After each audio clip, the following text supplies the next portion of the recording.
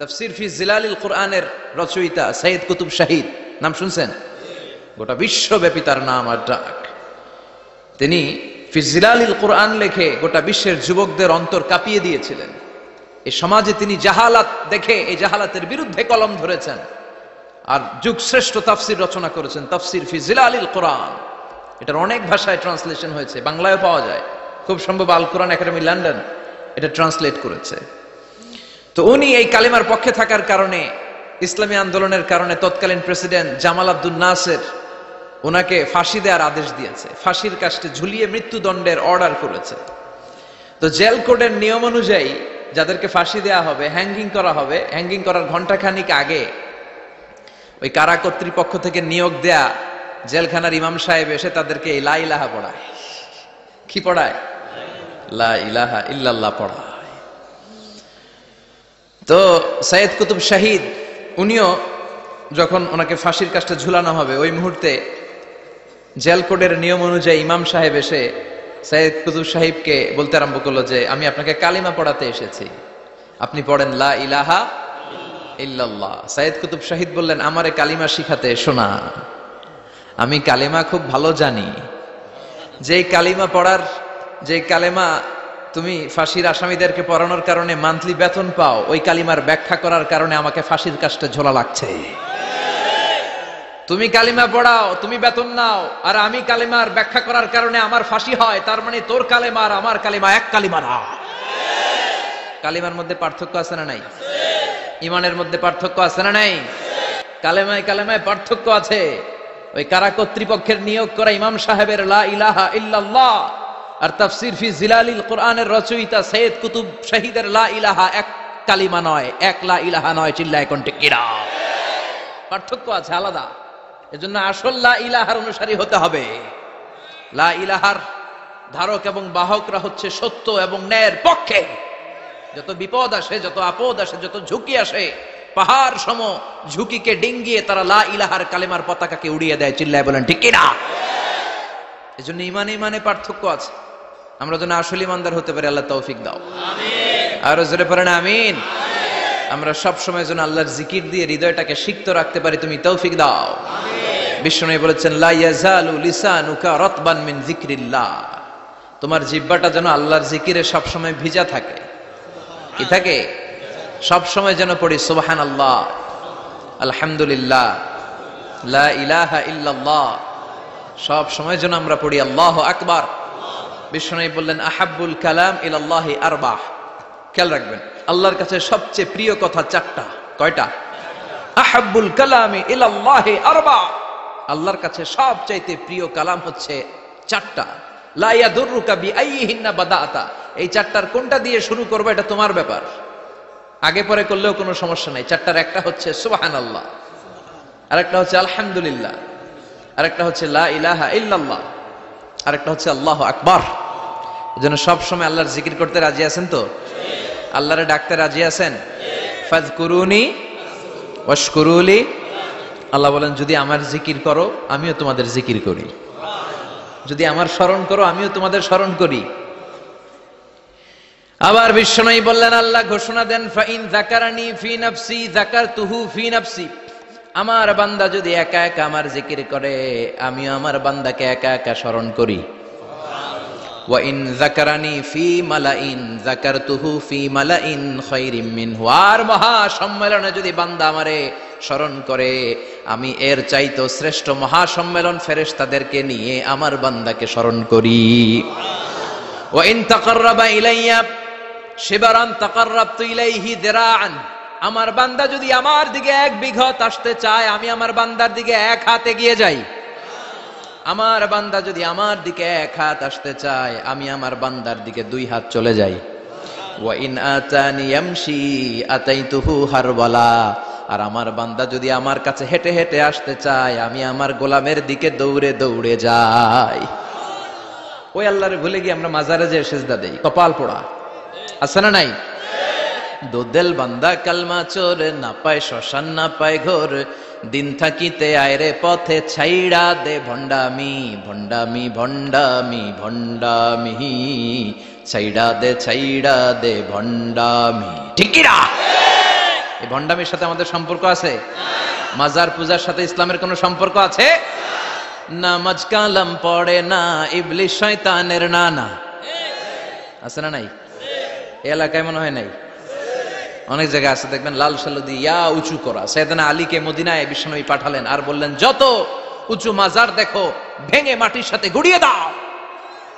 কবরস্থান উঁচু হবে না, কবর হবে সমান। এটাকে সেফটি দেওয়ার জন্য, সিকিউরিটি দেওয়ার জন্য আপনি চারদিকে সিম্পল বেড়া বা দেয়াল দিতে পারেন, যাতে গরু ছাগল যে এই কবরের অসম্মান না করে। আমরা আশরাফুল মাখলুকাত, আমরা বেঁচে থাকলেও যেমনি সম্মান আছে আমাদের, মরে গেলেও সম্মান আছে না নাই? আল্লাহ বললেন ওয়ালাকাদ কাররামনা বানি আদম, আমি বনি আদমের সম্মান বাড়িয়ে দিয়েছি। জীবিত অবস্থায় যেমনি সম্মান, মরে গেলেও সম্মান, ঠিক কিনা? বিশ্বনবী দেখলেন একটা লাশ যাচ্ছে, লাশ দেখে নবী দাঁড়িয়ে গেলেন। সাহাবারা বললেন ইয়া রাসূলুল্লাহ ইন্নাহু ইয়াহুদি, এটা ইহুদির লাশ। দাঁড়ালেন কেন? বসেন। বিশ্বনবী বললেন আওয়ালাইসাত নাফসান, এটা কি মানুষ না? এটা হোক না ইহুদি, হোক খ্রিস্টান, হোক নাস্তিক, এটা তো মানুষ। আমি তো মানুষকে সম্মান দিয়েছি। I have dignified the status of the sons of Adam, আমি বনি আদমের সম্মানকে বাড়িয়ে দিয়েছি। সবার উপরে মানুষ সত্য, তাহার উপরে নাই। এজন্য কবরকে সিকিউরিটি দিতে হবে, কিন্তু গম্বুজ বানানো যাবে? লাল সালু দেয়া যাবে? মাজারে আগরবাতি দেয়া যাবে? মোমবাতি, মশারি, অনেক মাজারের উপরে লম্বা মশারি টাঙানো আছে না নাই? ওর বাবারে মশাই কামড়ায়, কত বড় ডাকাত। তো মশাই যদি নিজ থেকে তাড়াইতে না পারে, ও তোমারে কি করবে? কথা বলেন। মশা তাড়াতে পারে না নিজের গা থেকে, তোমারে কি বাঁচাবে? দেখবেন যে লোকটা মাজারে মশারি দেয়, ওর বাবার ডেঙ্গু জ্বর, ওর বাপেরে মশাই খায়, ওর মারে মশাই খায়। গোটা বিশ্বের সবগুলো আল্লাহর ওলি যদি একটা গ্লাসের পানিতে ফু দেয়, আর আপনার মা যদি আপনার মাথার মধ্যে হাত বুলিয়ে দেয়, আপনার মা যদি আপনার বুকে একটা ফু দিয়ে দেয়, সব পীর সাহেব একদিকে, মায়ের দোয়া আরেকদিকে। মায়ের দোয়া মুহূর্তে আল্লাহর আরশে পৌঁছে যাবে। এজন্য বিশ্বনবী বলতেন সালাসু দাওয়াতিন মুস্তাজাবা, তিনটা দোয়া আল্লাহ কবুল ফিরিয়ে দেন না। এক নম্বরে হচ্ছে দাওয়াতুল মুসাফির, সফর অবস্থায় দোয়া করলে কবুল করে কে? আল্লাহ। দুই নম্বরে দাওয়াতুল মাজলুম, অত্যাচারিত ব্যক্তির দোয়া কবুল করে কে? তিন নম্বরে দাওয়াতুল ওয়ালিদাইনি লিওয়ালাদিহি, মা বাবা যখন হাত তুলে ছেলে মেয়েদের জন্য আল্লাহর কাছে দোয়া করে, ওই দোয়াটাও কবুল করে কে? মাজারে মশারি দিবেন? লাল সালু দিবেন? আগরবাতি, মোমবাতি, কোন মানত? মাজারে মানত করা যায় না। ইন্নী নাযারতু লিররহমানি সাওমা, মানত করতে হয় রহমানের নামে। মানত হবে একজনের নামে, চিল্লায় বলেন তিনি কে? এজন্য মাজারে কিছু দেয়া যাবে না। এই ভণ্ডামি গোটা বাংলাদেশ ব্যাপী, আমরা বলে যাচ্ছি যতটুকু শুধরানোর শুধরাবে। হেদায়েত দেওয়ার মালিক একজন, চিল্লায় বলেন তিনি কে? অনেক পীর আছে এরকম ভণ্ড পীর, সারা বছরে নাকি একবারও গোসল করে না। 365 দিনে ওর গোসলের রুটিন একদিন, আর ওই একদিনের গোসলের পানি মুরিদরা সব খায়া শেষ করে ফেলায়। নাউজুবিল্লাহ কইবেন না? নামাজ কালাম পড়ে না ইবলিস শয়তানের নানা, ধর্মের একখান খুঁটি ধইরা কয়দিন করবা হয়রানি। ভণ্ডামি ভণ্ডামি ভণ্ডামি, ছাইড়া দে ভণ্ডামি। দোদেল বান্দা কালমা চোর, না পায় শ্মশান না পায় ঘোর, দিন থাকিতে আয়রে পথে ছাইড়া দে ভণ্ডামি। ভণ্ডামি ভণ্ডামি ভণ্ডামি, ছাইড়া দে ভণ্ডামি। চিল্লায় বলেন ঠিক কিনা? এগুলোর সাথে আমাদের কোনো সম্পর্ক নাই। ইসলাম হচ্ছে সহজ। আদ-দীনু ইউসরুন লা উসরা ফি, আদ-দীনু ইউসর, দিন সহজ। এত জনের কাছে যাওয়া লাগবে না, আপনি ওই জেলায় যে ওই মাজারে মানত করা লাগবে না, আপনার সিলেটে যাওয়া লাগবে না, আপনার খানজানাইলের কাছে যাওয়া লাগবে না, আপনার কোথাও যাওয়া লাগবে না। আপনি বাড়ির পাশের মসজিদে পড়ে সেজদা দেন, মুহূর্তে দোয়া কবুল করে নিবে কে? রব্বুল আলামিন বলে গোলাম আমারে ডাকস না কেন? তোর ডাকে সাড়া দেওয়ার জন্য আমি 24 আওয়ার্স রেডি। দুনিয়ার বুকে কোনো বিষয় নিয়ে যদি আমরা বারবার যাই, দুনিয়াতে লোকজন রেগে যায়, ঠিক কিনা? আমি ওনার কাছে গেলাম, ভাই আজকে একটা বিপদে পড়ছি, 500 টাকা দেন, দিয়ে দিল। এরপরের দিন আবার গেলাম, দিল। পরশু দিল, তরশু গেলে চেঁচা দিয়ে দিব, একটা মাইট দিয়ে দিবে, ঠিক কিনা? কি পাইছো তুমি? প্রতিদিন 500 টাকা। বারবার কোন একটা ইস্যু নিয়ে কারো কাছে যাওয়া যায় না, এটা লজ্জার বিষয়, ঠিক কিনা? কিন্তু আল্লাহর বিষয়টা উল্টো। সুনানে তিরমিজির বর্ণনা, ইন্নাহু মান লাম ইয়াসআলিল্লাহ ইয়াগদাব আলাইহি, কোনো বান্দা যদি কোনো বিষয় নিয়ে কোনো ব্যাপার নিয়ে আল্লাহর কাছে বারবার বারবার বারবার না চায় না যায়, আল্লাহ তার উপর রেগে যায়। এজন্য আল্লাহর কাছে বারবার বারবার চাওয়ার দরকার আছে না নাই? আপনার মনের জ্বালা যন্ত্রণা পূরণ করে দিতে পারে কে? এটার নাম তাওহীদ, এক আল্লাহ কেন্দ্রিক হওয়া, আল্লাহ সেন্টার্ড। আমাদের সবকিছু হবে আল্লাহ কেন্দ্রিক। বিপদে আপদে যে কোনো পরিস্থিতিতে সবার আগে কার কাছে যাব? এটার নাম তাওহীদ, এটার নাম তাওহীদেরই মুর্শিদ আমার মুহাম্মাদের নাম বলো, মুহাম্মাদের নাম। আল্লাহর নাম জপলে বুঝতে পারি আল্লাহরই কালাম বলো, মুহাম্মাদের নাম। ওই নামেরই রশি ধরে যাই আল্লাহর পথে, ওই নামেরই ভেলায় চড়ে ভাসি নূরের স্রোতে, ওই নামের বাতি জেলে দেখি আরশের মুকাম বলো, মুহাম্মাদের নাম। সবাই পড়েন, তাওহীদেরই মুর্শিদ আমার মুহাম্মাদের নাম বলো, মুহাম্মাদের নাম। আল্লাহর নাম জপলে বুঝতে পারি আল্লাহরই কালাম বলো, মুহাম্মাদের নাম। চিল্লায় পড়েন আমিন। সব সময় বিপদে আপদে কার কাছে যাবেন? আপনার বিপদ দূর করতে পারে কে? আপনারে অসুস্থ থেকে সুস্থ বানায় দিতে পারে কে? মনের জ্বালা যন্ত্রণা মিটাতে পারে কে? আল্লাহ ছাড়া কেউ পারবে? কোন মুফাসসিরে কোরআন আপনারে বাঁচাতে পারবে? কোন আল্লাহর ওলি বাঁচাতে পারবে? এমনকি আল্লাহর কোন পয়গম্বর কোন নবী আপনার কিচ্ছু করতে পারে? করতে পারে একজন, তিনি কে? আমরা যেন সব সময় সে আল্লাহর জিকির করি। আল্লাহ তুমি তৌফিক দাও। আরো জোরে পড়েন আমিন। বড়ইয়া কৃষ্ণপুর আল ইসলাহ যুব সমাজের উদ্যোগে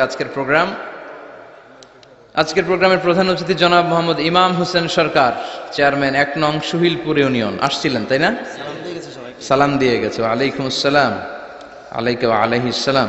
আমার আগে কথা বলেছেন আল্লামা শাইখুল ইসলাম শাইখ, চমৎকার কথা বলেছেন। আমি শুনছিলাম যে সৈয়দনা ইব্রাহিম আলাইহিস সালাম অনেক ইন্টেলেক্ট খাটিয়ে, এটাকে বলে রেশনাল অ্যানালজি খাটিয়ে উনি finally he got his Lord, তিনি আল্লাহকে পেয়েছেন, তাই না? এই ওয়াজ করছে না? তিনি চাঁদ দেখে ভাবলেন এত সুন্দর চাঁদ, এটাই মনে হয় আমার রব। হাযা রব্বি, এটার তাফসীর হচ্ছে হাযা রব্বি, কিরে এটা কি আমার রব? চাঁদ চলে গেল, তারা আসলো, ভাবলেন তারা তো আরো সুন্দর, মনে হয় এটাই আমার রব। তারাও নাই, দ্বিপ্রহরের জলজলে সূর্য দেখে তিনি নিশ্চিত এটা মনে হয় আমার রব হবেই। কিন্তু বিকেল বেলা সূর্যও নাই। মনে মনে ভাবলেন আমার রব তো আমার ছেড়ে পালাতে পারে না, সব সময় আমার রব আমার সাথে আছে না নাই? তখন তিনি বললেন ওয়াজ্জাহাতু ওয়াজহিয়া লিল্লাযী ফাতারাস সামাওয়াতি ওয়াল আরদা হানিফান ওয়া মা আনা মিনাল মুশরিকিন। এমন দিকে আমি মুখ ফিরালাম, আমি চাঁদের দিকে মুখ ফিরাই না, আমি তারার দিকে মুখ ফিরাই না, আমি দ্বিপ্রহরের জলজলে সূর্যের দিকেও মুখ ফিরাই না। আমি এমন রবের দিকে মুখ ফিরাই যিনি সব সময় থাকেন, সবকিছু দেখেন, তিনি সব করতে সক্ষম। চিল্লায় বলেন ঠিক কিনা? ওমা আনা মিনাল মুশরিকিন, তিনি অ্যানাউন্স করে দিলেন আমি মুশরিক নই, আমি তাওহীদের ধারক এবং বাহক। আমরা যেন তাওহীদের পক্ষে থাকতে পারি, শিরকের বিপক্ষে থাকতে পারি। আল্লাহ তৌফিক দাও। আরো জোরে পড়েন আমিন। আরো অনেক গণ্যমান্য লোকজন এসেছেন। সৌজন্য ছিল মাতৃভূমি হজ কাফেলা। অনেক গণ্যমান্য লোকজন এসেছেন, আমার বাবার বয়সী, আমার নানার বয়সী, যেহেতু আমার নানার শ্বশুর বাড়ি, কোনো না কোনো ভাবে সবাই আত্মীয়, ঠিক কিনা? আল্লাহ সবাইকে কবুল করুক। আসেন আমরা আল্লাহর নামে 3টা তাকবীর পড়ে আমাদের জড়তা, ভীরুতা, লাজুকতা, কাপুরুষতাকে ঝেড়ে ফেলে দিয়ে আমরা ইমানের তেজদীপ্ত বয়ান শুরু করে দেই। আমরা আল্লাহর নামের 3টা তাকবীর পড়বো। প্রথম তাকবীর পড়বো যারা বিবাহিত আছি তারা, দ্বিতীয় পর্যায়ে পড়বো অবিবাহিতরা, তৃতীয় পর্যায়ে সবাই মিলে। রাজি আছেন তো? বিবাহিত কারা কারা আসছেন হাত দেখান আমারে। মাশাআল্লাহ, আসছে অনেক, হাত নামান। অবিবাহিত কারা কারা আসছে দেখি। যারা চালাক আছে 2 হাত করে তুলতেছে, 2 হাত করে তুলছে এরা, 1 হাত করে তুলো। মা এর সব অবিবাহিত, এই দুষ্টগুলা সব একসাথে থাকে। আল্লাহ এদেরকে ইসলামের জন্য তুমি কবুল করো। আমিও যুবকদের ভালোবাসি বেশি, যুবকরাও আমারে ভালোবাসে বেশি। আল্লাহ এই ভালোবাসাগুলো যেন কোরআনের জন্য হয়, ইসলামের জন্য হয়, আল্লাহ এই যুবকদেরকে সাইয়েদনা হামজার মতো কবুল করো, ওমরে ফারুকের মতো ইসলামের সৈনিক হিসেবে কবুল করে নাও। হাত নামান। তো আমি লিল্লাহি তাকবীর বললে বিবাহিতরা প্রথমে পড়বেন আল্লাহু আকবার, দ্বিতীয় পর্যায়ে আমি লিল্লাহি তাকবীর পড়লে অবিবাহিতরা পড়বেন আল্লাহু আকবার। দেখি আমার নানার শ্বশুরবাড়ির এলাকার লোকদের কাদের গলায় জোর বেশি, বিবাহিতদের না অবিবাহিতদের? বড়ুয়া কৃষ্ণপুরে বিবাহিতদেরকে আঞ্চলিক ভাষায় আপনারা কি বলেন? বিয়াইতা। একই, অনেক জায়গায় বলে বিয়াতা। তারপর নোয়াখালীতে না কোন জায়গায় শুনলাম বিতি, বিতি আর আবিতি, এখানে বিয়াইতা আর আবিয়াইতা। তো শুরুতে বিবাহিতরা তাকবীর পড়বেন, শুরুতে বিবাহিতরা রেডি হয়ে যান। আপনারা রেডি? আপনারা প্রথমে তাকবীর পড়েন, লিল্লাহি তাকবীর, মাশাআল্লাহ। এবার অবিবাহিতদের পালা।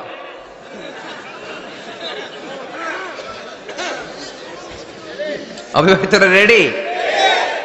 ওরা কাশি দিয়ে গলা ঠিক করে নিতেছে, মাশাআল্লাহ। এবার অবিবাহিতদের পালা, পড়ো তাকবীর, লিল্লাহি তাকবীর, মাশাআল্লাহ মাশাআল্লাহ। আপনারাও দিছেন? মুরব্বি কইছে আমরাও দিছি, মাশাআল্লাহ। ঠিক আছে, এবার সবাই মিলে তিনটা তাকবীর পড়ে, লিল্লাহি তাকবীর, লিল্লাহি তাকবীর, লিল্লাহি তাকবীর। আল্লাহ আমাদের স্লোগানগুলো কবুল করো, তোমার এই নামের তাকবীর যেন আমরা সব সময় দিতে পারি। এই তাকবীর কিন্তু আল্লাহর কাছে খুব পছন্দনীয়।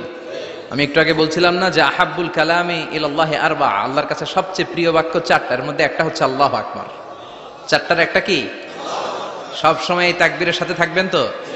যারা এই তাকবীর পড়ে তাদের সাথে থাকবেন সবাই। আল্লাহ তৌফিক দাও। আমি আমার খুতবার শুরুতে সূরাতুত তাকাসুরের প্রথম 2 আয়াত তেলাওয়াত করেছি। এই সূরার মধ্য দিয়ে আল্লাহ তাআলা কি মেসেজ আসলে আমাদেরকে দিতে চাইলেন আমি আপনাদের সাথে অল্প কিছু সময় শেয়ার করব ইনশাআল্লাহ পড়ে। এই সূরার মূল মেসেজ হচ্ছে আমরা এই পৃথিবীতে থাকতে আসি নাই, চলে যাব আমরা। কেউ আমরা থাকতে পারবো? We have to go back to you Lord, we have to go back to our Lord। আমাদেরকে আমাদের রবের কাছে ফিরে যেতে হবে, নাকি আজীবন থাকবেন? কথা বলেন।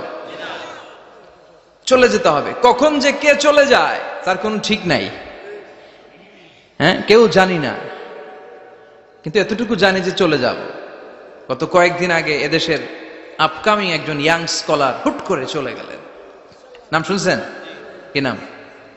হ্যাঁ, শাহাদাত ফয়সাল। আমাদের বয়সী বা আমাদের চেয়ে ছোট, আপকামিং মধ্যম পন্থার একজন আলেম ছিল, চলে গেল। অনেক আশা ভরসা ছিল অনেকের তার উপর যে সে he is an upcoming scholar, সে মধ্যমপন্থী। ডক্টর আব্দুল্লাহ জাহাঙ্গীর স্যারের নাম শুনেছেন? ভাল লাগে না কথাগুলো শুনলে? হৃদয়টা ঠান্ডা হয়ে যায়। কারো পক্ষপাতিত্বে যায় না, যেটা হক, যেটা সমাজের জন্য কল্যাণকর সেটার কথা বলে। এই মাঝামাঝি থাকতে পারাটা সবচেয়ে কঠিন, ঠিক কিনা? আল্লাহ বলেছেন ওয়াকাযালিকা জাআলনাকুম উম্মাতান ওয়াসাতান লিতাকুনু শুহাদা আলান নাস। তোমাদেরকে হতে হবে উম্মাতান ওয়াসাতান, মধ্যমপন্থী উম্মাত, মাঝামাঝি থাকতে হবে। কিন্তু আমরা এদেশে মার্জিনালাইজ করে ফেলি, বুঝতে পেরেছেন? এক প্রান্তে চলে যাই। যারা চরমনায়ের মুরিদ অন্যদেরকে আর দেখা যাবে না, যারা সরসিনার মুরিদ এরাই সব, অন্যদিকে যাওয়া যাবে না। যারা জামাত ইসলাম অন্যদিকে আর যাওয়া যাবে না। যারা হেফাজতে ইসলাম অন্য কারোর মধ্যে আর হক নাই। যারা আহলে হাদিস এরা তো সব নিয়েই গেছে, সব হক সুন্নাহ এদের কাছে, কারো মুখের কোনো কথা এদের কাছে কোনো দাম নাই। আপনি যত হকের কথা বলেন এদের দলেই নাকি ঢুকতে হবে। তো আমার এই দেশে সুন্নি ভাইরা গালি দেয় আহলে হাদিস বলে, আবার আহলে হাদিসরা আমার গালি দেয় সুন্নি বলে। বুঝতে পেরেছেন? মাঝামাঝি থাকাটা এই বাংলাদেশে খুব কঠিন, কিন্তু আপনাকে মাঝামাঝি থাকতে হবে। আপনাকে ওয়াসাতিয়ার পদ্ধতিতে আসতে হবে, উম্মাতান ওয়াসাতা, মাঝামাঝি। মাঝামাঝি, ডানেও না বায়েও না, সিরাতুল মুস্তাকিমে ডান বাম নাই, এটা সোজা। এই রাস্তা একবার যদি উঠে যান এই রাস্তা শেষ হয়ে যাবে জান্নাতুল ফেরদাউসের ভিতরে। চিল্লায় বলেন ঠিক কিনা? এজন্য আমরা যেন মিডল পাথ ধরি, আমরা যেন কট্টর না হই, আমরা যেন মাঝামাঝি হই। আপনি তাবলিগ করতে পারেন, করেন, খুব ভালো। তাবলিগের ভাইদের একটা ভালো গুণ হচ্ছে নিজের খেয়ে নিজের পরে ইসলামের দাওয়াত দেয়, ঠিক কিনা? নিজের টাকা ভেঙে দাওয়াত দিচ্ছে, তো তাদের কারণে অনেকে কালিমা শিখছে, অনেকে নামাজ শিখছে, তাদেরও কন্ট্রিবিউশন আছে না নাই? তো যারা তাবলীগ করেন, আপনি মনে করবেন না যে সব হক, সব সত্য, শুধু আপনি হকের ডিলার, এটা মনে করবেন না। সব সত্য হক এটা আপনার বাবার দাদার সম্পত্তি, এটা মনে করবেন না। সব দলের মধ্যে হক থাকতে পারে, বরং সব দলের ভালো ভালো জিনিসগুলো নিয়ে নিজেকে সাজানো দরকার। কথা বলেন। জামাত ইসলামের মতো, হেফাজতে ইসলামের মতো আন্দোলনের স্পিরিট থাকতে হবে। চিল্লা এখন ঠিক কিনা? আমার সুন্নি ভাইদের মতো নবীর প্রেম অন্তরে থাকতে হবে। চিল্লা এখন ঠিক কিনা? তাবলীগের ভাইদের মতো হৃদয়ে ইখলাস থাকতে হবে। এই সবগুলোর সমন্বয় হচ্ছে ইসলাম, সবগুলোর সমন্বয় ইসলাম। এজন্য কখনো মনে করবেন না যে আমি একদল করি তার মানে অন্য সব দল মনে হয় বাতিল, ওগুলো মনে হয় মুসলমান না, ওগুলো আমার চোখেই ধরে না। এটা ঠিক না, এটা ইহুদিদের স্বভাব। ইহুদিরা শুধুমাত্র হকের ডিলার মনে করতো নিজেদেরকে। ইহুদি ছাড়া বাকি কাউরে ওরা চোখে দেখতে পারতো না। এজন্য আমরা কি কট্টরপন্থী হব না মধ্যমপন্থী? চিল্লায় বলেন, কট্টরপন্থী না মধ্যমপন্থী? আল্লাহ আমারে যতদিন বাঁচিয়ে রাখে আমি মধ্যম পন্থার কথা বলেই যাব, up to my death. It's my mission, it's my vision. এটাই আমার লক্ষ্য, যে মধ্যম পন্থার ইসলামকে প্রমোট করা, যেটা বিশ্বনবীর ইসলাম, যেটা মদিনার ইসলাম, যেটার মধ্যে বাড়াবাড়ি নাই, ছাড়াছাড়ি নাই। ঠিক কিনা? আল্লাহ তুমি আমাদেরকে বুঝার তৌফিক দান করো। সূরার নাম হচ্ছে সূরাতুত তাকাসুর। চিল্লায় বলেন কি নাম? এই সূরার সেন্ট্রাল সাবজেক্ট ম্যাটার হচ্ছে we have to go back to our Lord. আমাদেরকে ফিরে যেতে হবে আমাদের রবের কাছে। আমরা কেউ আজীবন থাকতে আসি নাই। থাকতে পারবো আজীবন? দাদা চলে গেল, বাবা চলে গেল, মা চলে গেল, মামা চলে গেল, খালু চলে গেল, এরপর আমাদের টনক নড়ে না, তাই না? পাগল পড়া হয়ে আছে এই পৃথিবীর জন্য। মরতে যে হবে এটা ভাববার সময়টুকু আমাদের নেই। আমরা ব্যস্ত আমাদের ক্যারিয়ার নিয়ে, আমাদের লাইফ নিয়ে, আমাদের সমাজ নিয়ে, আমাদের ফ্যামিলি নিয়ে, আমাদের সন্তান আর সম্পদ নিয়ে আমরা super busy. We are leading a very super busy life. We don't have even a single time to think about death. মৃত্যু নিয়ে ভাবার একটা মুহূর্ত আমাদের নাই। কিন্তু পৃথিবীর সবচাইতে সুনিশ্চিত বিষয় হচ্ছে মৃত্যু। ঠিক কিনা? The most certain thing in our life is death. আমাদের জীবনের সবচাইতে সুনিশ্চিত বিষয় হচ্ছে মরণ। মরবই আমরা। And the most uncertain thing in our life is the time of death. আর আমাদের জীবনের সবচেয়ে অনিশ্চিত বিষয় হচ্ছে মৃত্যুর সময়। আমরা জানি না। মরবো যে এটা জানি, জানেন না? কিন্তু কখন মরবো এটা জানি? এই সূরাটা আপনারে এই জিনিসটা জানান দিতে এসেছে যে দুনিয়ার সম্পদ, লোভ, লালসা এগুলো নিয়ে পড়ে থেকো না। এই যে আমাদের ফ্যামিলি, আমাদের বাচ্চা কাচ্চা, আমাদের এত টাকা পয়সার হিসেব, মাস শেষে বাড়ি ভাড়া, গ্যাসের বিল, এটা সেটা, আপনি কি মনে করছেন যে আপনি চলে গেলে এগুলো থেমে থাকবে?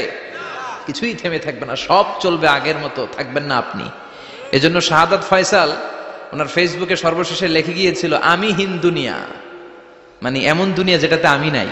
সব চলে, সকাল গড়িয়ে বিকেল হয়, শীত শেষে গ্রীষ্ম আসে, দিন শেষে রাত নামে, সব চলে, নাই শুধু আমি। চিল্লায় বলেন ঠিক কিনা? তো এজন্য এগুলি একটু ভাবেন। অনেক ব্যস্ত আমরা। এই দুনিয়ার পুরো জীবনটা এটা হচ্ছে লালসাময় একটা জীবন।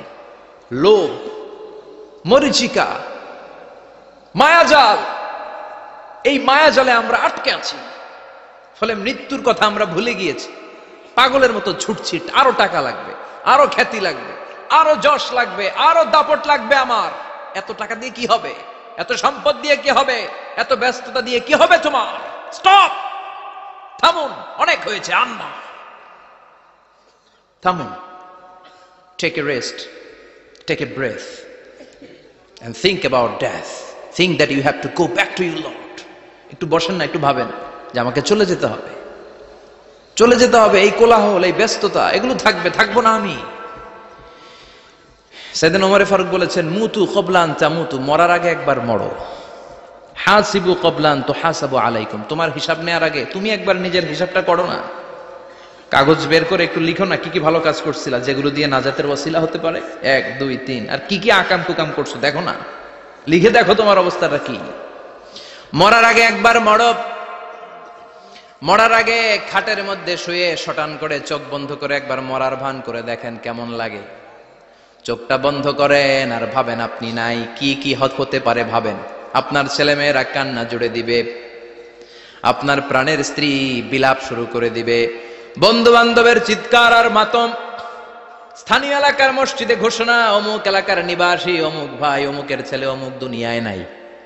সব আত্মীয়রা চলে আসবে, ফেসবুকে স্ট্যাটাস দেয়া হবে, সবাই সবাইকে জানাবে বিকাল 4টায় অমুক হাই স্কুল ময়দানে আপনার জানাজা। ছুটে আসবে, সবাই ছুটে আসবে আপনাকে শেষ বিদায় দিতে, গুড বাই জানানোর জন্য, আল ওয়াদা, বিদায় জানাতে আসবে সবাই। 4 তাকবীর দিয়ে আপনার জানাজা হবে, অশ্রুসিক্ত জানাজায় আপনার বিদায় হবে। কাঠের খাটিয়ার মধ্যে করে কাঁধে তুলে আপনার কবরে নেওয়া হবে। আগে থেকে খুঁড়ে রাখা কবরটার মধ্যে আপনারে বিছিয়ে দেয়া হবে। বাঁশের কচি দিয়ে তার উপরে মাটির চাপা দিয়ে সব চলে যাবে। ভাবেন না একবার চোখ বন্ধ করে, this is the circle of life, this is the nature of life. এটা সবার হবে, আমার হবে, আপনার হবে। এত মায়া, এত ভালোবাসা কই যাবে? কেউ থাকবে না, সবাই আপনার অন্ধকার কবরে রেখে দিয়ে চলে আসবে। উপরে বাঁশের কঞ্চি, তার উপরে মাটির চাপা, অন্ধকার আর অন্ধকার। এই অন্ধকার যেন শেষ হতে চায় না, শুধুই অন্ধকার, ঠিক কিনা? এজন্য আমাদের চলে যেতে হবে। দাদা গেল, চাচা গেল, মামা গেল, আমাদেরকেও যেতে হবে, জোরে কোন ঠিক কিনা? একদিন মাটির ভেতরে হবে ঘর রে মন আমার, কেন বান্ধ দালান ঘর, প্রাণ পাখি উড়ে যাবে পিঞ্জর ছেড়ে, ধরা ধামে সবই রবে তুমি যাবে চলে, বন্ধু বান্ধব যত মাতা পিতা দ্বারা সুত সবই হবে তোমার পরে, মন আমার কেন বান্ধ দালান ঘর, একদিন মাটির ভেতরে হবে ঘর রে মন আমার, কেন বান্ধ দালান ঘর, ঠিক কিনা? সব পরে থাকবে, চলে যেতে হবে আমাদেরকে। এজন্য আখিরাতের কথা যেন আমাদের স্মরণ হয়। বিশ্বনবী বলতেন, নাহাইতুকুম আন জিয়ারাতিল কবুর, আমি তোমাদেরকে কবর জিয়ারত করতে আগে নিষেধ করতাম, কিন্তু এখন নিষেধাজ্ঞা প্রত্যাহার করে নিলাম। এখন সব সময় তোমরা কবরের সামনে যাবা আর জিয়ারত করবা। কবরস্থানে জানতো বড়ুয়া কৃষ্ণপুরের এই গ্রামের কবরস্থান আছে কোন দিকে? পূর্ব দিকে আছে, গোখরার জলের ওদিকে। যান আপনারা, একটু যাবেন, একটু গেলে আখিরাতের কথাটা স্মরণ হবে। ওখানে ছোট শিশুরা শুয়ে আছে, কিশোর যুবকরা আছে, আপনার মতো তাগড়া যুবক মুরব্বীরা আছে। এরা এই এলাকায় থাকতো, এরা আকাশ থেকে নেমে আসে না, এই এলাকার সন্তান, আজ নাই। একটা সার্টেন পিরিয়ড শেষে আপনিও থাকবেন না। This is the nature of life, this is the circle of life. ছোট্ট শিশু হয়ে এসেছিলেন, শৈশব, কৈশোর, যৌবন, প্রৌঢ়ত্ব। আগে ছিলেন সিঙ্গেল, বিয়ে করে হয়ে গেলেন ডবল। এরপরে আল্লাহ আপনাকে একটা মেয়ে দিল, এরপরে মেয়েকে বিয়ে দিয়ে শ্বশুর হলেন, এরপরে ওই মেয়ের ঘরে সন্তান হতে নানা হলেন। আর কতদিন? অনেক দিন হলো তো, অনেক লম্বা সময় পেয়েছেন আপনি। Think about death. এবার যাওয়ার কথা ভাবেন, আখিরাতের সামানের কথা ভাবেন, ফিরে যেতে হবে। কি শক্তিশালী যুবক, বার্ধক্য চলে আসলে লাঠি ছাড়া চলতে পারে না। কুচকুচে কালো দাড়ি সাদা হয়ে যায়, দাড়ির শুভ্রতা, বয়সের ভার, রং ধরা যৌবন জং ধরে শেষ, ঠিক কিনা? This is the circle of life. যুবক ভাইয়েরা, এটাই জীবন, চলে যেতে হবে, কেউ থাকতে পারবে না, ঠিক কিনা? এটা রিমাইন্ডার আল্লাহ এই সূরার ভেতরে দিয়েছেন যে তোমাদেরকে ফিরে যেতে হবে। এই লোভ লালসা ছেড়ে দাও। রব্বুল আলামিন বলেন, আলহাকুমুত তাকাসুর হাত্তা যুরতুমুল মাকাবির। ও গোলাম, দুনিয়ার সম্পদ, লোভ লালসা তোদেরকে পাগল বানিয়ে দিয়েছে। এই লোভ পাগলামি কোনোদিন তোদের থামবে না যতদিন না তোরা কবরে ঢুকবি, ঠিক কিনা? কার কথা? আল্লাহ বললেন, দুনিয়ার সম্পদ আর লোভ আর মোহে তোমরা গাফেল হয়ে গিয়েছো। আখিরাতের কথা বেমালুম তোমরা ভুলে গিয়েছো। কিন্তু আখিরাতে তোমাদের যেতেই হবে, কবরের বাড়িতে তোমাদের ঢুকতেই হবে, ঠিক কিনা? যেতেই হবে। আমরা ভুলে যাই। আলহাকুমুত তাকাসুর, অতিরিক্ত পাওয়ার লোভ, বেশি বেশি খাওয়ার লোভ, বেশি বেশি জমানোর লোভ মানুষকে গাফেল বানিয়ে দিয়েছে। এটা মানুষের স্বভাব। আরো চাই, আরো চাই, এই স্বভাবটা আছে না নাই? দেখবেন ছোট বাচ্চারা মসজিদের দোয়া অনুষ্ঠান শেষে জিলাপি দেয় না? বড়ুয়া কৃষ্ণপুর কি দেয়? আগে বাতাসা দিত না, এখন কি দেয়? জিলাপি দেয়, মিষ্টি দেয়। তো মসজিদের 2-3 গেট থেকে যদি দেয়, ছোট বাচ্চারা দেখবেন এদিক দিয়ে কয়েকটা নিয়ে আবার ওই গেটে লাইন ধরে। ওর হাত হলো ছোট হাত, ওর হাত ভর্তি জিলাপি, আর নেওয়ার জায়গা নেই, এরপর আরেক জায়গায় লাইন ধরছে, আরো লাগবে, আরো লাগবে, এই আরো আরো আরো চাই, এই স্বভাবটাই মানুষকে কুড়ে কুড়ে শেষ করে দিয়েছে। এত লাগবে কেন তোমার? চাহিদার কোনো শেষ নাই। Unlimited demand of human being. যার আছে বেশি তার চাই বেশি। যার সাইকেল আছে তার হুন্ডা চাই, হুন্ডা আছে তো প্রাইভেট কার চাই, প্রাইভেট কার আছে তো প্লেন চাই, প্লেন আছে তো হেলিকপ্টার চাই, হেলিকপ্টার আছে তো ওইটা চাই, ওইটা আছে তো সেটা চাই, ঠিক কিনা? এলাকার মেম্বার যে হয়েছে চেয়ারম্যান হতে চায়, আছে না নাই? চেয়ারম্যান সাহেব এমপি হতে চায়, আছে না নাই?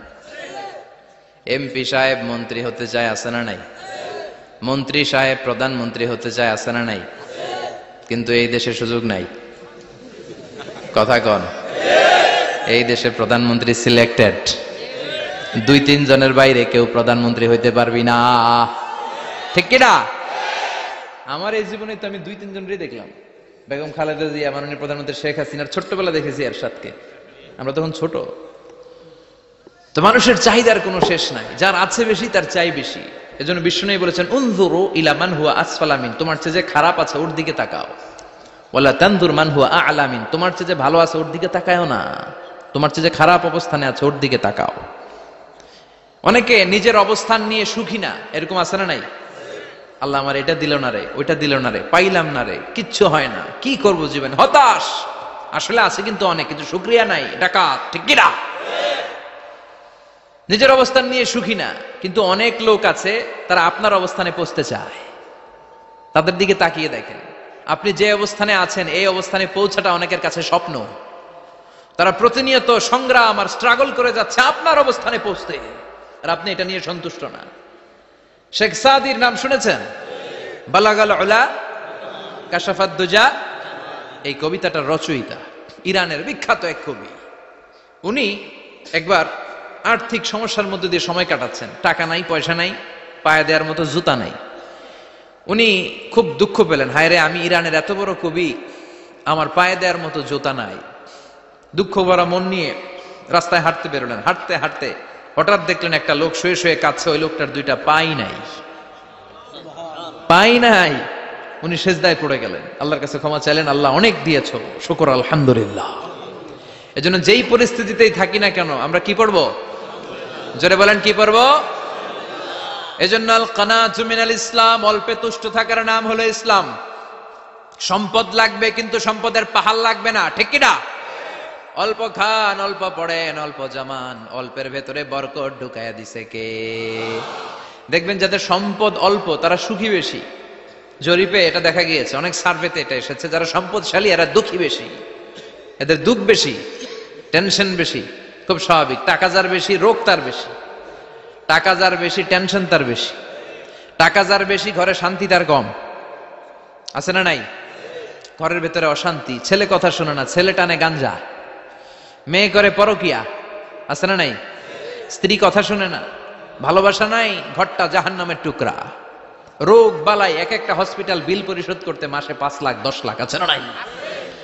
কিছু খেতে পারে না, ডাক্তার একেবারে ডায়েট মেনু বেঁধে দিয়েছে, ডায়েট, ভেরি ডায়েট মেনু, এটা এটা এটা এটা কিছুই খাবেন না, শুধু গরু খাবেন না, খাসি খাবেন না, চিংড়ি খাবেন না, খালি ঘাস খাবেন, ইচ্ছে মতো ঘাস খাবেন, মানে ঘাস জাতীয় যত আইটেম আছে সব খাবেন, শাক খাবেন, সবজি খাবেন, সালাদ খাবেন, গরু, চিংড়ি, মুরগি, গোশত, ইলিশ কিছু খেতে পারে না। তাহলে রোগ বেশি, খাওয়ার মজা নাই, ঘরে সাংসারিক শান্তি নাই, খালি ব্যারাম আর ব্যারাম, ঠিক কিনা? কিন্তু সম্পদের পাহাড় গড়েছে। আর অল্প যারা খায়, অল্প পড়ে, রিক্সাওয়ালা, কুলিওয়ালা, অল্প বেতনের চাকরি, কিন্তু হক হালালি মেনে চলে, দেখবেন শান্তি আছে অনেক। হ্যাঁ, বাসা ভাড়া দেয়, ফ্যামিলি চালায়, বাচ্চাদের স্কুল বিল, এরপরও মাস শেষে 1-2 হাজার টাকা হাতে থেকে যায়। আর ওর প্রতি মাসে 10 কোটি টাকা ইনকাম, তারপরও ব্যাংকের ঋণ আছে না নাই? সুখ কারে বলে? কিভাবে আপনি সুখকে ডিফাইন করবেন? সুখ তো টাকায় কিনা যায় না, শান্তি টাকা দিয়ে হয় না, শান্তি দেওয়ার মালিক কে? শান্তি আছে অল্প খেয়ে শুকর করার মধ্যে, শান্তি আছে আলহামদুলিল্লাহর মধ্যে, চিল্লায় বলেন ঠিক কিনা? এজন্য অল্প খাবো, অল্প পড়বো, অল্প জামাবো, অল্পের ভেতরে বরকত দিয়েছে কে? দেখেন ধনী ভাইরা খেতে পারে না, কিন্তু রিক্সাওয়ালার কি সমস্যা হয়? রিক্সাওয়ালারা সব খেতে পারে, কুলিওয়ালা, দিনমজুর, এরা একেবারে স্লিম সুঠাম দেহি, মেদহীন পেট, পেটে কোনো মেদ নাই, ভুড়ি নাই, আর কুটিপতিদের মেদ আছে না নাই? এত বড় বড় পেট, ঠিক কিনা? আমাদেরও পেট আছে, তবে হালাল পেট, এটা হারাম টাকা দিয়ে এই ভুড়ি বানাই নাই আমরা। চিল্লায় বলেন ঠিক কিনা? রিকশাওয়ালা, কুলিওয়ালা নিজেও নামাজ পড়ে, বউও নামাজ পড়ে, বাচ্চাটাও নামাজ পড়ে, রিকশা চালায় আর জিকির করে লা ইলাহা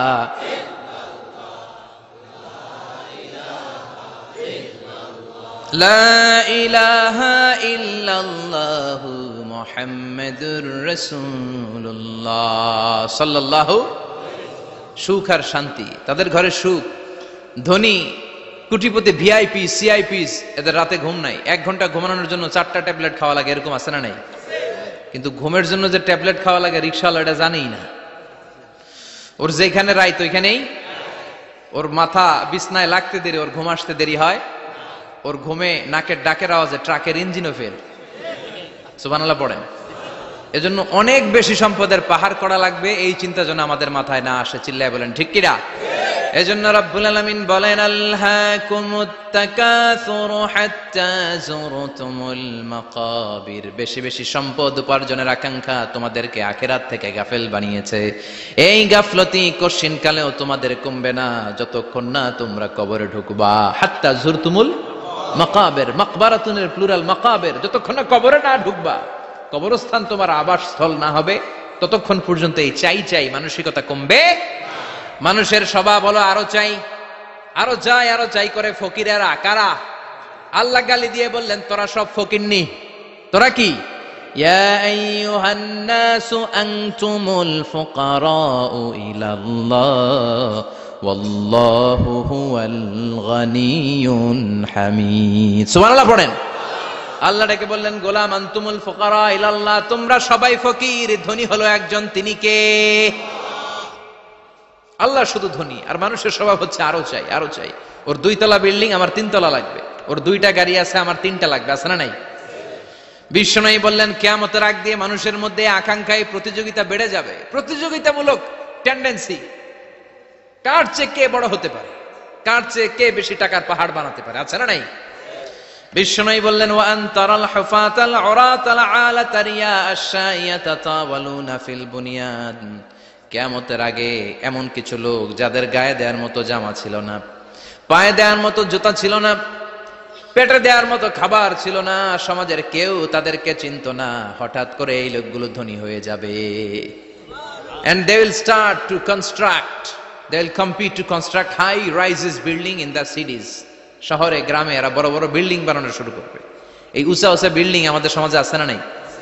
কৃষ্ণপুরে 2 তলা 3 তলা বিল্ডিং আছে নি? আছে। আজ থেকে 20 বছর আগে ছিল? আমি তো 20 বছর আগে যখন আসছি কিছুই ছিল না, খালি পানি আর পানি। আর এখন 2 তলা 3 তলার অভাব নেই। গরিপুর পাশে না আপনাদের? এদিকে গরিপুর, গরিপুরে যে বিল্ডিং আছে বাংলাদেশেও নাই, ঠিক কিনা? সারা বাংলাদেশের সবচেয়ে দামি জায়গা হচ্ছে গরিপুর বাজারের জায়গা। জানেন এটা? বসুন্ধরা, গুলশান, বনানী, বাড়িধারা, উত্তরার 3-4 ডবল দাম এই জায়গার, ঠিক কিনা? বিল্ডিং এর পর বিল্ডিং। আমি যখন ঢাকা যাই দেখি গরিপুর আসতেছে, মানে গরিপুরের বিল্ডিং আর শহরগুলো আস্তে আস্তে হাইওয়ের পাশাপাশি চলে আসতেছে। প্রতি বছর এসে দেখি কিছু আগাইছে, 2-3 বছর পরে এইটা একেবারে হাইওয়ের সাথে চলে আসবে। খেয়াল করছেন? ঢাকা যাওয়ার সময় গরিপুর আগাইতেছে, খালি গরিপুরের বিল্ডিং, গরিপুরের শহর আগাতে আগাতে আগাতে ঢাকা চট্টগ্রাম মহাসড়কের কাছাকাছি চলে আসছে। এই যে বিল্ডিং বানানোর প্রতিযোগিতা। কুমিল্লা শহরে আজ থেকে 20-25 বছর আগে 5 তলা 6 তলা একটা বিল্ডিং ছিল না, এখন 10 তলা 20 তলা। আছে না নাই? ঢাকায় আজ থেকে 20 বছর আগে 10 তলা বিল্ডিং খুঁজে পাইতেন আপনি? নাই। গোটা বিশ্বব্যাপী এখন টাওয়ার বানানোর প্রতিযোগিতা। বিশ্বনবী বললেন এদের কোনো টাকা ছিল না। পৃথিবীর সবচেয়ে বড় টাওয়ার এখন আরব দেশে, এদের কোনো টাকা ছিল না। আরব দেশের সৌদি আরব, কাতার, কুয়েত, বাহরাইন এখন স্বর্ণ আর তেলের খনি পেয়ে আল্লাহরে ভুলে যায়। এদের খাওয়ার মতো কিছু ছিল না। এদেরকে আমার দাদারে শুনতাম বলতো কাবলিওয়ালা বলতো। কি বলতো? এদেশে আসতো জায়নামাজ, তসবি ছড়া, খেজুর টেজুর বিক্রি করার জন্য। এরা জেলে পাড়ার লোক ছিল। আরব সাগরের তীরবর্তী এলাকার মানুষ, সাগরের মাছ মেরে এরা জীবন ধারণ করতো। আল্লাহ এদেরকে তেলের খনি দিলেন, গ্যাসের খনি দিলেন, এখন তারা বড় বড় টাওয়ার বানায়। আছে না নাই? বুর্জ আল খলিফা, কি উঁচা বিল্ডিং, 828 মিটার উঁচু। জেদ্দা আছে 1000 মিটার উঁচু কিংডম টাওয়ার। তাইওয়ানে আছে তাইপেডাং টাওয়ার 101 তলা। মালয়েশিয়া আছে পেট্রোনাস টুইন টাওয়ার 88 তলা। চায়নাতে আছে সাংহাই টাওয়ার, একটার পর একটা টাওয়ার। প্রতি বছর অ্যানাউন্স করতেছে যে ওদেরটা আছে আমাদেরটা বড় বানাবো। কাতার কয় ওরা বানাইলে আমরা পারবো না কেন, আমরা বানাবো আরো বড়। আছে না নাই? শাগালাত কুমুত তাকাসুর, যে আরো লাগবে, আরো বড় হতে হবে, এই টেন্ডেন্সি মানুষকে আখিরাত থেকে একেবারে গাফেল বানিয়ে দিয়েছে। চিল্লায় বলেন ঠিক কিনা? টাকার পাহাড় বানাতে চায়, দরকার থাকলেও চায়, না দরকার থাকলেও চায়। বর্তমান পৃথিবীর সবচেয়ে ধনী লোকটার নাম জানেন? কি নাম? হ্যাঁ, বিল গেটস। ওর যে কত টাকা ও নিজেও জানে না। ওর পকেট থেকে যদি $100 একটা বান্ডিল পড়ে যায়, এটা তুলতে ওর যত সময় লাগবে, ও না তুলে যদি হেঁটে যে আইডিয়া নিয়ে হাঁটতেছিল ওইটা নিয়ে হাঁটে, ওদিকে আরো বেশি ইনকাম হয়ে যাবে। এত টাকা তার, এটা তোলার সময় তো তার নাই। ওয়ারেন বাফেট নাম শুনছেন? হাজার হাজার কোটি ডলারের মালিক। Prince Walid bin Talal, Saudi ধনকুবের নাম শুনেছেন? ওর একটা বিমান আছে, প্রাইভেট জেট প্লেন। এই বিমানটার 70% মেড অফ গোল্ড। বিমানের 70% স্বর্ণ দিয়ে বানানো। গত কয়েক বছর আগে আমি ব্রুনাই গিয়েছিলাম। ব্রুনাইয়ের সুলতানের নাম হাসান আল বালখিয়া। উনি একটা প্যালেস আরবিতে বলে কাসার, মানে হচ্ছে রাজপ্রাসাদ। পৃথিবীর সবচাইতে বড় রাজপ্রাসাদ ব্রুনাইতে বান্দার সেরি বেগাওয়ানে অবস্থিত। আমি গিয়েছি ওখানে। প্রায় 1800 থেকে 2000 কক্ষ আছে ওই প্যালেসে, রাজপ্রাসাদে। ওই রাজপ্রাসাদের টয়লেটের কমোড গুলো মেড অফ গোল্ড, স্বর্ণ দিয়ে বানানো। আউযুবিল্লাহ পড়বেন না? এই হাসান আল বালখিয়া নিজে বিমান চালায়। ওর সংগ্রহে 500টা রোলস রয়েস লাক্সারিয়াস কার আছে। 500 রোলস রয়েস। গুগল ইউটিউব যারা করেন সার্চ দিলে দেখবেন ওর কি পরিমাণে গাড়ি। রোলস রয়েস গাড়ি হচ্ছে one of the luxurious car in the world. Car ব্র্যান্ডের মধ্যে যত দামি কার ব্র্যান্ড আছে এর মধ্যে রোলস রয়েস একটা, যেগুলোর দাম কমসে কম এদেশের টাকায় 8 কোটি থেকে 10 কোটি টাকা। আচ্ছা বলেন, এই গাড়িগুলো যারা হাই প্রোফাইলের ভিআইপিস, তারা ফ্যামিলির সবাইকেও যদি একটা করে গাড়ি দেয়, একজনের কয়টা গাড়ি দরকার? 5টা, 10টা, 20টা। ধরলাম যে 20টা গাড়ি লাগবে ওনার। 500 গাড়ি দিয়ে উনি কি করবে? তার সংগ্রহে 500টা রোলস রয়েস। স্বর্ণেরও গাড়ি আছে তার, স্বর্ণের পালঙ্ক আছে, আমি দেখে এসেছি। পোরশে, ফারারে, লাম্বরগিনি, এই টাইপের যে ব্র্যান্ডগুলো আছে, অভাব নাই। তার মানে আছে, যার বেশি চায় তত বেশি। চিৎকার করে বলেন ঠিক কিনা? এজন্য আল্লাহ বললেন আলহাকুমুত তাকাসুরু হাত্তা যুরতুমুল মাকাবির। দুনিয়ার লোভ তোমাদেরকে আখিরাত থেকে গাফেল বানিয়ে দিয়েছে। দুনিয়ার লোভ লালসার মধ্যে পড়ে আখিরাতকে বেমালুম তোমরা ভুলে গিয়েছো। এই গাফলতি কোনোদিন কমবে না যতদিন না তোমরা কবরে ঢুকো। ঠিক কিনা? সম্পদ উপার্জনে ইসলাম বাধা দেয় না, কিন্তু সম্পদ হৃদয়ে স্থান দেয়া যাবে না। সম্পদ উপার্জন করতে হবে, খরচ করে ফেলতে হবে। বেশি সম্পদশালী হতে হলে আল্লাহর সন্তুষ্টির জন্য যাকাত দিতে হবে। কি দিতে হবে? দে জাকাত তোরা দে রে জাকাত, তোর দিল খুলবে পরে আগে খুলো খাত। দে জাকাত তোরা দে রে জাকাত। ঠিক কিনা? দিল পরে খুলবে, আগে হাত খোলেন। হাত খুললে দেখবেন দিলটারে খুলে দিয়েছে কে? সাইয়েদনা মুসা আলাইহিস সালামের জামানায় ওনার চাচাতো ভাই ছিল মিশরের সবচাইতে বড় ধনী, যাকাত দেয় নাই। তার কি করুণ পরিণতি হয়েছে কোরআনে আছে না নাই? এত সম্পদ ছিল, তার সম্পদগুলো সে সিন্ধুকে আটকে রাখতো। আর এই সিন্ধুকের চাবিগুলো আলগানোর জন্য, কাঁধে নেওয়ার জন্য 10 জন লোক লাগতো। সিন্ধুক কাঁধে নেওয়ার জন্য, সিন্ধুকের চাবির গোছা কাঁধে নেওয়ার জন্য কয়জন? তাহলে কি পরিমাণ সম্পদ ছিল? সাইয়েদনা মুসা বললেন, সম্পদের মালিক তুই হস নাই, আল্লাহ বানাইছে। কারণ বলে ইন্নামা উতিতুহু আলা ইলমিন ইনদি, আল্লাহ আমারে সম্পদ দেয় নাই, আমি আমার মেধা খাটিয়ে সম্পদ বানিয়েছি। যাকাত আমি দিব না। মুসা বললেন তাহলে আযাবে পড়বি, কারণ কই পারলে আযাব আনো। আল্লাহ বললেন ফাখাসাফনা বিহি ওয়া বিদারহিল আরদ, ও মুসা নিরাপদ দূরত্বে চলে যাও, এখনই ভয়ঙ্কর ভূমিকম্প হবে, আযাব দেব। কারণ সহ কারণের সব সম্পদ আমি জমিনের ভেতরে ঢুকায়া দেব। আমি নিজে কারণের বাড়ি দেখে এসেছি। মিশরের রাজধানী কায়রো থেকে প্রায় 150 কিলো দূর একটা জেলা আছে, ফায়ুম জেলা। ওইখানে কারুনকে আল্লাহ তার সব সম্পত্তি সহ মাটিতে দাবিয়ে দিয়েছেন। দাবাতে দাবাতে হাঁটু পর্যন্ত যখন কারুন জমিনে দেবে যায়, ভাবছে উঠে যাবে। কোমর পর্যন্ত যখন মাটির মধ্যে দেবে যায়, ভাবছে উঠতে পারবে। গলা পর্যন্ত যখন দেবে যায়, হাত তুলা কয় আমি ঈমান আনলাম। ও মুসা, সব সম্পদ তোর আর তোর আল্লাহর, লইয়া যা, খালি আমারে বাঁচা, আমারে। সব গাদ্দারদের একই পরিণতি। ফেরাউনরেও যখন আল্লাহ লোহিত সাগরে পানি খাওয়াতে খাওয়াতে পেটটা এত বড়, হাত তুলা কয় আনামিনাল মুসলিমিন, আমি মুসলমান, আমি ভালো মানুষ। আল্লাহর কোরআন সাক্ষী, সে বলেছে আনামিনাল বনি ইসরাইলরা যে আল্লাহরে মানে, আমিও তারে মানি, আমিও আল্লাহর দলের একনিষ্ঠ কর্মী। আর পানি খাইতে পারি না, আল্লাহ বাঁচাও। আল্লাহ কয় আরো খা। শেষ, ফেরাউন শেষ,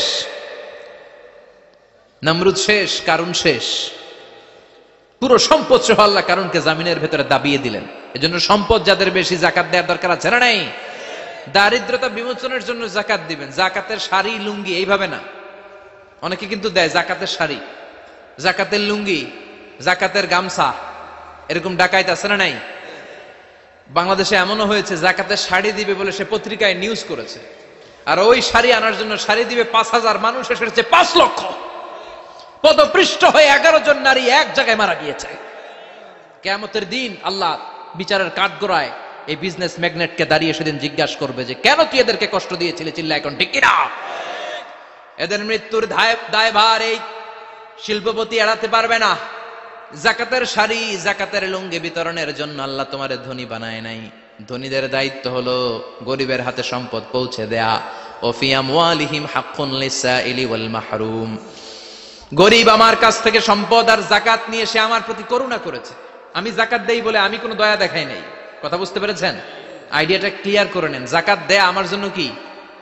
কথা বলেন, ফরজ। আর যে জাকাত নেয় তার জন্য জাকাত খাওয়া কি ফরজ? আমি গরিব মানুষ, আমি জাকাত খাবো না, না খাইয়া থাকুন, রোজা রাখুন। কথা কন। আমার যে জাকাত নেওয়া লাগবে এমন কোনো কথা নেই, কিন্তু আমি যে ধনী আমার দিতেই হবে, এটা ফরজ। তার মানে আমি দিয়ে আমি দয়া করি নাই, ও নিয়ে আমারে বাঁচাইয়া দয়া করে গেছে। চিৎকার করে বলো ঠিক কিনা? ইসলাম বলে রাস্তার এক পাশে 5 তলা আর এক পাশে গাছতলা, এটার নাম ইসলাম না। খেটে খাওয়া মানুষ, সুবিধা বঞ্চিত মানুষদের দ্বারে যে তুমি জাকাতের টাকা পৌঁছে দাও।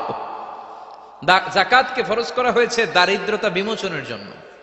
আপনি শাড়ি লুঙ্গি দিলে কি হবে? ওরে শাড়ি দিচ্ছেন দুপুরে, রাত্রেবেলা ও আরেক জায়গায় লাইন ধরে আছে, বিরিয়ানির প্যাকেট দিতেছে ওইখানে। কথা কোন? সারাটা বছর ও জাকাতের টাকা নেবে, ওর কিচ্ছু হবে না। বরং এমন কিছু তাকে করে দিতে হবে যেটা দিয়ে সে ফ্যামিলি লিড করতে পারে। একটা সিএনজি কিনে দেন, ওই ফ্যামিলিতে কোনো যুবক থাকলে সিএনজি চালায়া, অটো চালায়া ফ্যামিলিটারে চালাবে।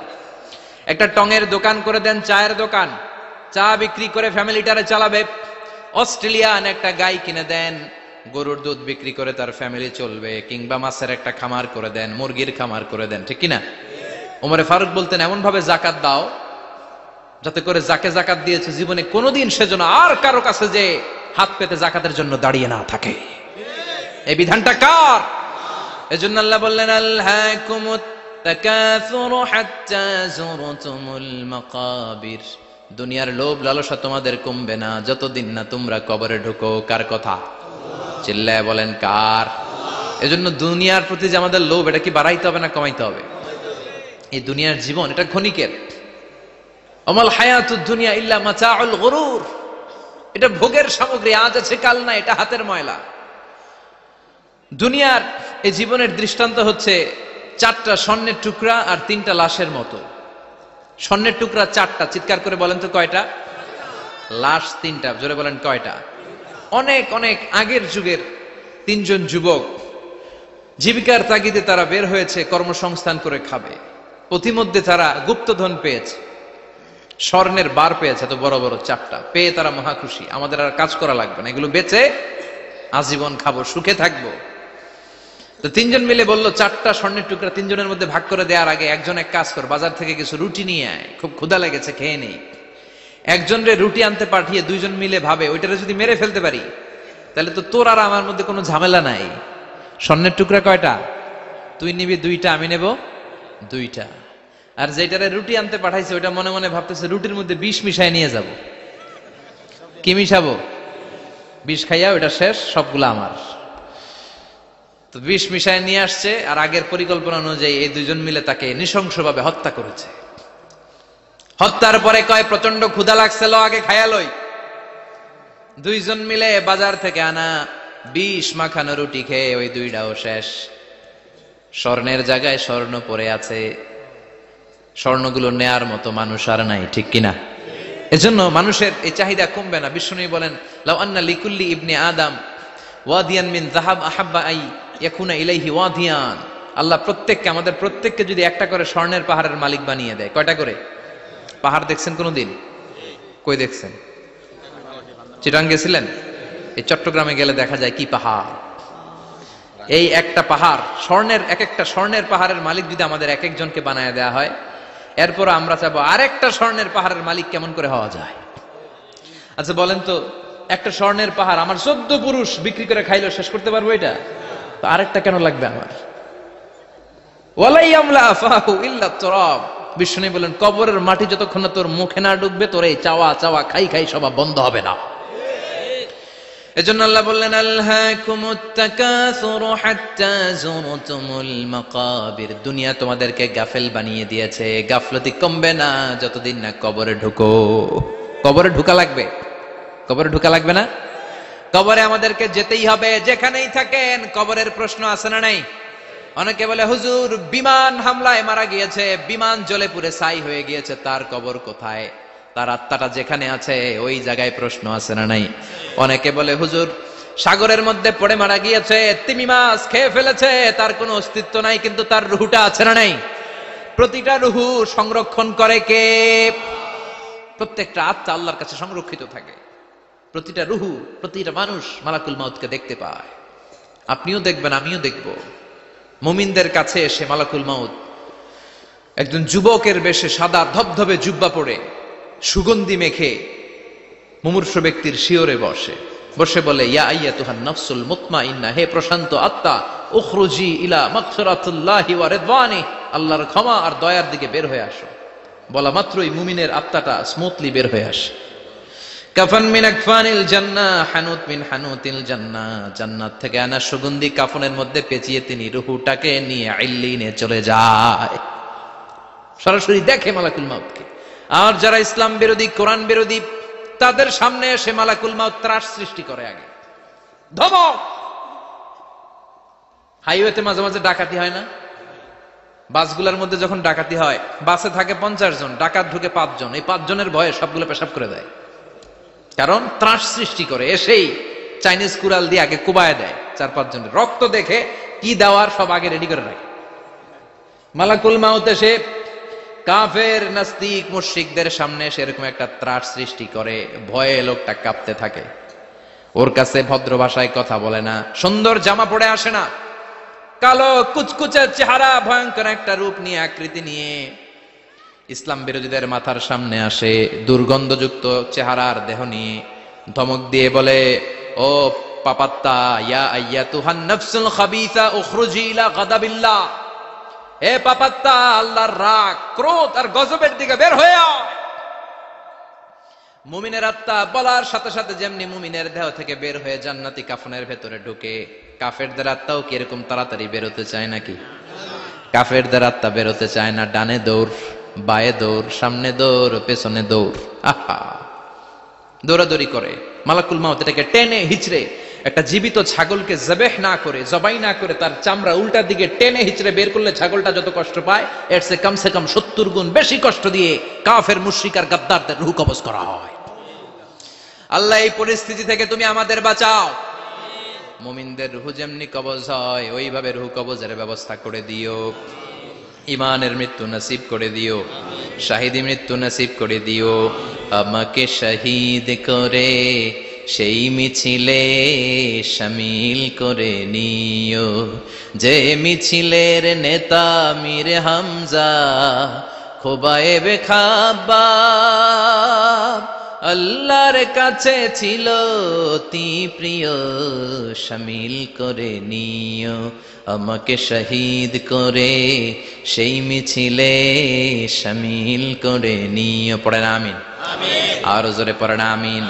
তার মানে বিমান দুর্ঘটনায় হোক, কিংবা লঞ্চ ডুবিতে হোক, কিংবা আগুনে পড়ে হোক, কিংবা আত্মঘাতী হামলায় হোক, যে যেখানেই মারা যায়, কবরের 3টা প্রশ্ন তার জন্য আছে না নাই? ইসলাম বিরোধীদের জন্য প্রশ্ন 3টা, আপনারা যারা মুমিন তাদের জন্য 4টা, আপনাদের জন্য একটা বেশি। আলহামদুলিল্লাহ কোন? কবরে এসে প্রথম প্রশ্ন করবে, মুনকার নাকির যখন চলে আসবে, 40 কদম যখন আত্মীয় স্বজনরা লাশটাকে কবরের মধ্যে দিয়ে 40 কদম চলে যায়, তখনই ফেরেশতা চলে আসে। আহা, শেষ, সব শেষ।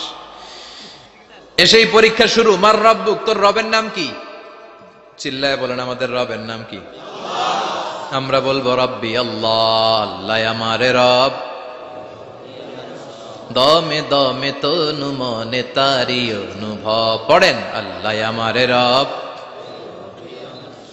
তোমার দুনিয়াতে আমি যেদিকে তাকাই, অথই নিয়ামতে ডুবে আছি সবাই।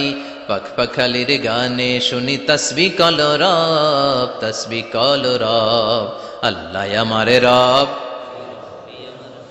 প্রথম প্রশ্ন, তোমার রব কে? আমরা বলবো আমাদের রব আল্লাহ। দ্বিতীয় প্রশ্ন, ওমা দীনু, তোমার ধর্মের নাম কি? আমরা কি বলবো? তৃতীয় প্রশ্ন, বিশ্বনবীর চেহারা দেখিয়ে বলা হবে আতারিফু হাদার রাজুল, এই লোকটারে চিনো নাকি? আমরা বলবো চিনি, আমাদের প্রাণের নবী, ঠিক কি না? চাঁদের চেয়ে সুন্দর তুমি নবী আমার কমলিহি ওয়ালা, দু জাহানের বাদশাহ তুমি প্যারা নবী সাল্লে আলা, চাঁদের চেয়ে সুন্দর তুমি নবী আমার কমলিহি ওয়ালা, ঠিক কি না? 3টা প্রশ্নের যথাযথ উত্তর যখন দিয়ে দিলেন, আপনার জন্য অতিরিক্ত আরেকটা প্রশ্ন করা হবে, ওয়ামা ইলমুক, তোমার নলেজ কি? 3টা প্রশ্নের উত্তর যে তুমি করতে পারলা, কিভাবে পারলা, কেমনে জানলা? নকল করে বলছো নাকি জেনে বুঝে আসছো? নকল হয় না? এখন তো পরীক্ষা চলতেছে বোধহয়। কি পরীক্ষা? এসএসসি পরীক্ষা। নকল হয়? কৃষ্ণপুরে নকল নাই না? এখন মনে হয় এগুলো একটু কমছে। একটা সময় ছিল অনেক নকল হইতো। পাঞ্জাবের ভিতরে নকল, পকেটের নকল, টুপির ভিতরে নকল, মৌজার ভিতরেও নকল, এমনকি মেয়েরাও নকল করে পরীক্ষার হলে আসে না নাই? স্কেলের মধ্যে লিখে নিয়ে যায়, হাতের মধ্যে লিখে নিয়ে যায়, ওড়নায় লিখে নিয়ে যায়, কাপড়ে লিখে নিয়ে যায়, আসে না নাই? ফেরেশতারা বলবে নকল করছো নাকি? কেমনে জানলা? 3টা প্রশ্নের উত্তর তুমি কেমনে বললা? আল্লাহ তোমার রব, ইসলাম তোমার ধর্ম, এই লোকটা বিশ্বনবী, কেমনে চিনলা? আপনাকে তখন বলতে হবে আমি কোরআন থেকে শিখেছি, আমি হাদিস থেকে শিখেছি, আমি ইসলাম জেনে বুঝে মেনেছি, আমি আন্দাজে কোথাও ঘুরি নাই। চিল্লা এখন ঠিক কিনা? আপনাকে বলতে হবে। এজন্য শিখতে হবে, প্রতিনিয়ত ইসলাম সম্পর্কে জানতে হবে, আখের গোছাতে হবে, জীবনটাকে আলোকিত করতে হবে। চিল্লায় বলেন ঠিক কিনা? 4টা প্রশ্নই যখন হয়ে গেল, ফেরেশতারা বলবে আহলান ওয়া সাহলান ওয়া মারহাবান বিক, খোশামদেদ, কংগ্রেচুলেশন, খোশামদেদ, কংগ্রেচুলেশন, সব প্রশ্নের উত্তর তুমি পেরেছো। ফায়ুফসাহু লাহু কবরুহু 70 যিরান, আপনার কবরটারে 70 হাত লম্বা করে দেয়া হবে। ওয়া ইফতাহু লাহু বাবুন ইলাল জান্নাহ, আপনার কবর থেকে জান্নাতের দিকে দরজা খুলে দেয়া হবে। ওয়া ইউলবাসু মিন লিবাসি আহলিল জান্নাহ, জান্নাতের 2টা রেশমি কাপড়ের পোশাক এনে আপনারে পরিয়ে দেয়া হবে। আর বলা হবে নাম কানাউমিলা আরুস, ঘুমাও, sleep, you should get some sleep now, তোমাকে লম্বা সময় পাড়ি দিতে হবে, ঘুমাও। কানাউমিলা আরুস, যেমনি বর বাসর রাতে আরামসে ঘুম দেয়, বাসর রাতে যেমনি বর কনেকে নিয়ে মধুর ঘুম দেয়, তুমিও ঘুমাও, কেউ তোমার ঘুম ভাঙবে না। মালাক ইসরাফিলের, কিয়ামতের জন্য ইসরাফিলের সিংহায় যে ফুৎকার আছে, ওই ফুৎকার ছাড়া কোনো কিছুই তোমার ঘুম ভাঙাতে পারবে না। আলহামদুলিল্লাহ পড়েন।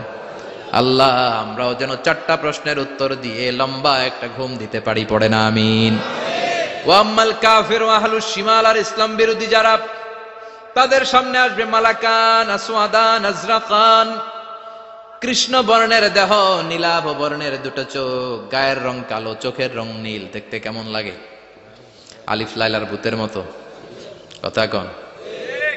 গায়ের রং কালো, চোখের রং নীল। ফেরেশতা 2টা আসবে, এসে ত্রাস সৃষ্টি করবে, এসে বলবে বল তোর রবের নাম কি? মার রব্বুক। ইসলাম বিরোধী মুশরিক, কাফের, নাস্তিক এরা বলবে আমি জানি না আমার রবকে, আমি জানি না, আমি তো আজীবন শুধু চেয়ার করেছি, মদ খেয়েছি, আমি ধর্ষণে সেঞ্চুরি করেছি দুনিয়ার বুকে, আমি টেন্ডারবাজি করেছি, চাঁদাবাজি করেছি, আমি মাস্তানি করেছি। আমার দাপটে এলাকার ইসলাম প্রিয়রা বাসায় ঘুমাতে পারে না। আমি ছিলাম টেন্ডারবাজ, আমি ছিলাম গডফাদার, সন্ত্রাসীদের লিডার, আমি ছিলাম ডন 1 2 3 সব। আমি ছিলাম ডনের ডন, আমি ছিলাম মাস্তান, রংবাজ। রব টপ কি আমি তো জানি না। লাদ্রি লাদ্রি আমার জিজ্ঞেস করো না।